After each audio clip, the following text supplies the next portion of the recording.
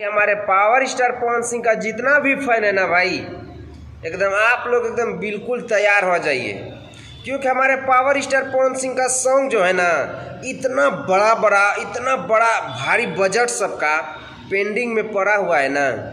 सिर्फ इंतजार है हमारे पावर स्टार पवन सिंह का लंदन से आने का। अभी हमारे पावर स्टार पवन सिंह का सेम टू सेम जो कि एक छोटा सा चैनल नया चैनल से आएगा भाई, और सोच लीजिए कि ये ट्रेंडिंग नंबर 1 पे किसी न किसी तरह से आप लोग को लाना है, क्योंकि हमारे पावर स्टार पवन सिंह का विरोधी को जवाब देने का टाइम आ गया है।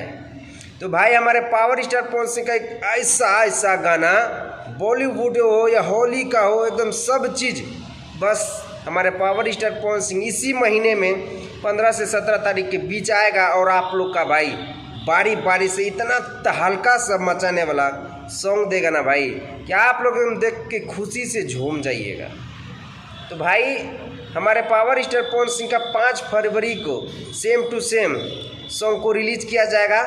आप लोग एकदम बिल्कुल तैयार हो जाइएगा भाई।